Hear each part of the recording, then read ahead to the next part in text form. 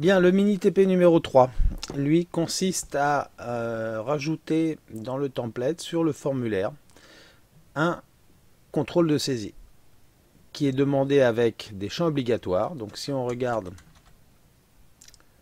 dans la page le formulaire ici, vous voyez que les trois champs sont munis d'astérix et donc que les trois champs sont obligatoires. Donc ça c'est la première chose. Un de ces champs doit permettre la saisie d'une adresse mail et donc on vous demande de réutiliser une fonction que vous trouverez quelque part sur internet, d'afficher les erreurs soit avec des alertes, soit en agissant sur le style des champs. Et en tout cas, la conclusion de tout ça, c'est d'empêcher le submit de se faire tant qu'il y a une erreur. Alors à quoi ressemble ce formulaire? Il est là, balise forme. Alors on va lui rajouter peut-être déjà une action, que pour l'instant on va mettre à dièse. On va lui mettre un identifiant. Alors on va peut-être d'abord retourner voir d'abord ce qu'on avait fait pendant le cours au niveau des contrôles de saisie. Donc on avait mis sur l'événement submit. Alors on va vérifier déjà qu'on a bien un bouton de type submit. Tout va bien. Donc cet événement submit va déclencher l'action du formulaire. On va donc pouvoir coder l'événement submit. Et dedans, on accédait donc aux champs par leur name en utilisant le name du formulaire. Donc on va faire la même chose hein, dans ce TP.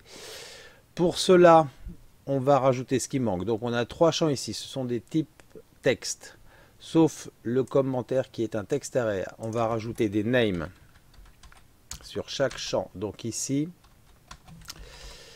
c'est le champ nom. Ici, name égale, c'est le champ mail. Ici, name égale, c'est le champ comment. Commentaire, on va le mettre en entier pour pas se perdre. Voilà, donc on a des names, on va rajouter un name sur le formulaire. Et on va externaliser notre code dans un troisième fichier JavaScript, ici, qu'on va appeler formu.js. Voilà, donc là on a une base de départ. On rajoute, alors, ici, le template. Il est où? Il est là, template.js, voilà. On rajoute ici un nouveau fichier et on l'enregistre en formu.js.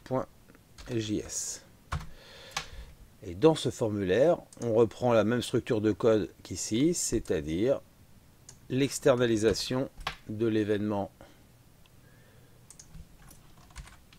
submit du formulaire, alors qui s'appelle ici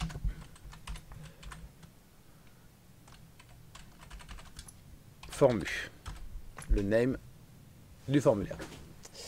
Non, pardon, c'est un ID qu'il faut ici, tel que c'est écrit. Donc on va changer, enfin on va rajouter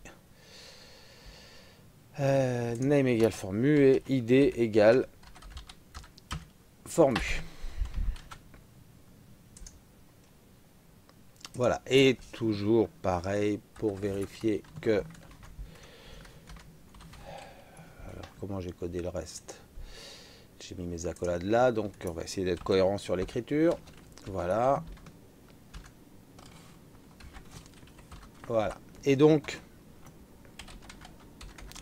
console.log, l'événement submit. Donc, ici, je retourne là, j'actualise ma page. Et donc, si je clique sur envoyer, alors Alors ça va vite puisque la page en fait s'est rafraîchie. Vous voyez les champs qui sont partis. Donc ça veut dire que le submit pour l'instant c'est fait. Même s'il n'y avait rien de saisi. En tout cas ça veut dire que l'événement a fonctionné.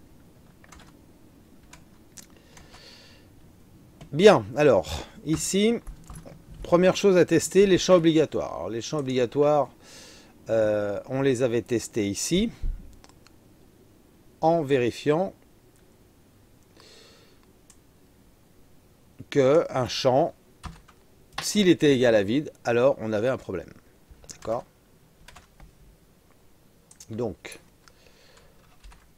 si le champ, alors le formulaire s'appelle formu, le champ s'appelle non. Si ce champ est égal à vide, alors on a un problème. D'accord? Ensuite, on avait codé ici que si les autres, enfin, si chaque champ était vide, on avait un problème. Donc on peut coder la même chose sur chacun des champs. Donc ici, si le champ mail est vide, on a un problème. Si le champ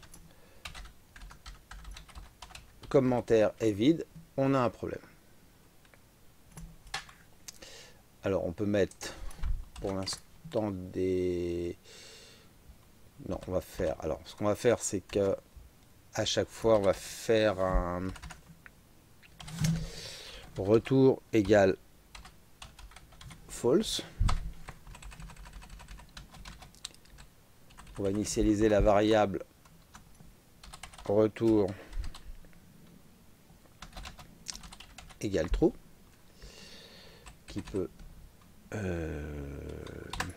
voilà.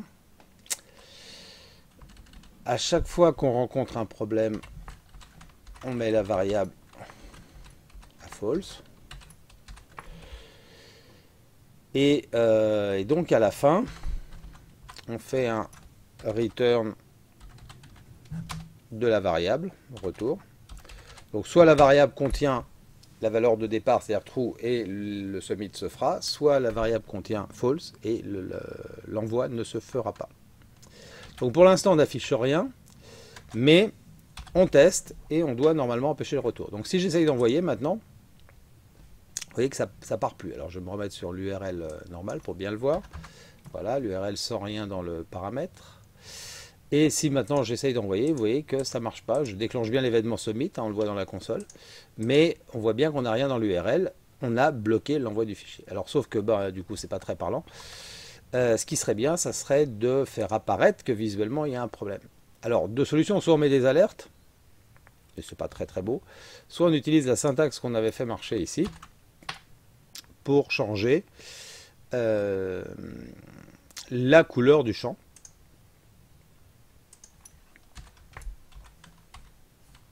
Donc, document get element by ID, et là il va nous falloir des identifiants, je crois qu'on n'en a pas pour l'instant. Donc ici on a mis des names, on va mettre aussi des ID, ID égale non, ID égale mail, ID égale commentaire.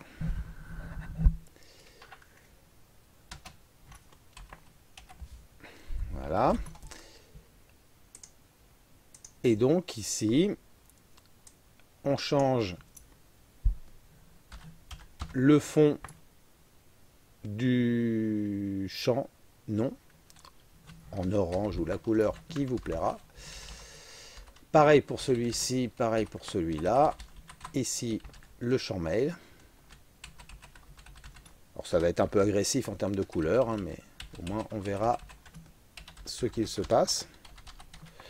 Commenter. Voilà. J'actualise. Et donc maintenant, quand j'essaye d'envoyer, vous voyez que tous les champs deviennent orange parce qu'ils sont tous vides. Si maintenant je remplis celui-ci, alors pardon, non, j'ai d'abord actualisé ma page.